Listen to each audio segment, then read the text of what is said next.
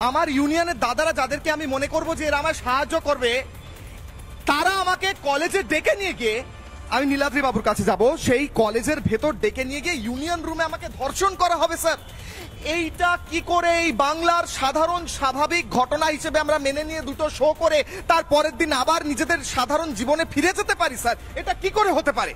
কিশলয়, আপনার সাথে গতকাল আমি বলেছিলাম এই তৃণমূল কংগ্রেস গত শতকে জার্মানির নাজি দলের মতো এখন একটি দুষ্কৃতীদের দল হয়ে উঠেছে। ঠিক এই কারণে এই দলে চোর, খুনি, ধর্ষকরা এই দলের ছত্রছায়া আশ্রয় নিয়েছে।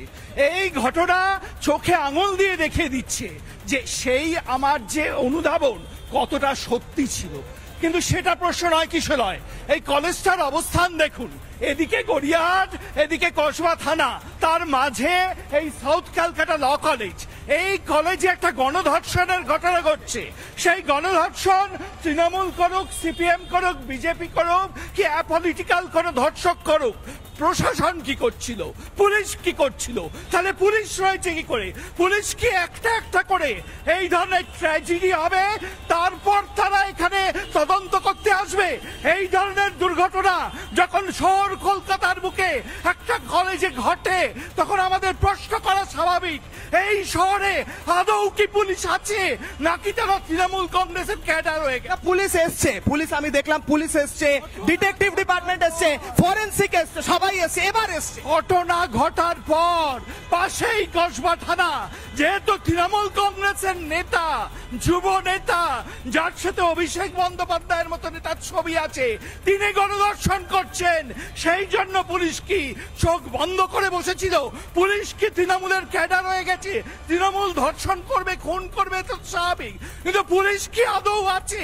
যদি না থাকে, এই রাজ্যে রাষ্ট্রপতি শাসন করা উচিত আমাদের বাঁচাতে, বাংলার মেয়েদের বাঁচাতে।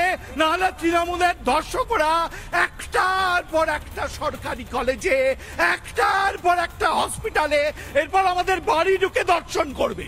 এটা দুষ্কৃতীদের দল। এই দুষ্কৃতীদের আটকাতে যদি রাষ্ট্রপতি শাসন নয়, যেখানে পুলিশ ক্যাডার হয়ে গেছে, আমরা কেউ বাঁচবো না। আমি এখান থেকে নীলাদ্রি বাবুর কাছে যাব। নীলাদ্রি বাবু তৃণমূলের আইনজীবী এবং তৃণমূলের সমর্থক। আমার প্রশ্ন হচ্ছে, স্যার, এটা নতুন নরমাল। নিজের কলেজে যাব, আমি এক মহিলা হলে আমি যদি কোনো কলেজে যাই, নিজের কর্মক্ষেত্রে যাই, আমাকে ধরে নিতে হবে যে এখানে কিন্তু আমার ধর্ষণও হতেও পারে, কারণ এটাই নরমাল, এটাই স্বাভাবিক, এটাই সাধারণ, এটাই নরমাল। এটা কিভাবে আপনি মেনে নিচ্ছেন আইনজীবী হিসেবে, তৃণমূল সমর্থক হিসেবে? নিজের পরিচিতিটাকে যদি একটু সাইডে রাখেন স্যার। এটাকে আপনি নিন্দা করবেন আমি জানি, কিন্তু এটা তো স্বাভাবিক হয়ে যাচ্ছে, প্রতিদিন হচ্ছে, প্রতি বছর যদি এইরকম ঘটনা ঘটে তাহলে কি করে মেনে নেওয়া যেতে পারে? নীলাদ্রি বাবু, এই ঘটনাটা তো সত্যি নিন্দনীয়। এটাতে কোনোখানে ডিফেন্ড করার বা কিছু কোনো প্রশ্নই আসে না। প্রশ্নটা হচ্ছে যে একটা রেপ হয়েছে, রেপ গত পরশুদিন হয়েছে রাত্রেবেলা। যদি টাইম লাইনটা দেখো, রাতে 10টা অব্দি না কতটা অব্দি চলেছে। আজ গতকালকে মেয়েটা কমপ্লেন করেছে, পুলিশ সঙ্গে সঙ্গে সক্রিয় হয়ে তার যে স্টেপস নেওয়া নিচ্ছে। এই কলকাতা শহরের মধ্যে এরকম একটা ঘটনা হবে, ইট ইজ অ্যাবসলুটলি কন্ডেমনেবল। কলেজে কেন, কারোর বাড়িতে হোক, রাস্তায় হোক, কলকাতাকে আমরা মেনে নিই যে কলকাতাটা একটা সেফ শহর। এই সেফ শহরের যদি এরকম তকমাগুলো লেগে যায়, ইট ইজ ভেরি ডিফিকাল্ট।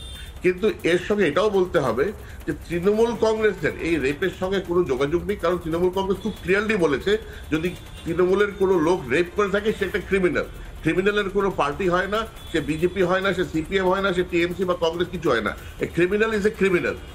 আর আমরা আরজি কর কেসেও দেখেছি যে কলকাতা পুলিশ যেভাবে, না আমি শেষ করে নিই, আপনি অনুব্রত মণ্ডল ক্রিমিনাল না ক্রিমিনাল নয়? অনুব্রত মণ্ডল ক্রিমিনাল না ক্রিমিনাল নয়? আমারও প্রশ্ন আছে নীলাদ্রি বাবুর কাছে, আমারও প্রশ্ন আছে। আসিফ, কে ম্যাডাম, আমার প্রশ্ন এটাই ছিল। আরজি করে কলকাতা পুলিশ যে ফাইন্ডিংটা দিয়েছিল আলটিমেটলি সেটাই হয়েছে।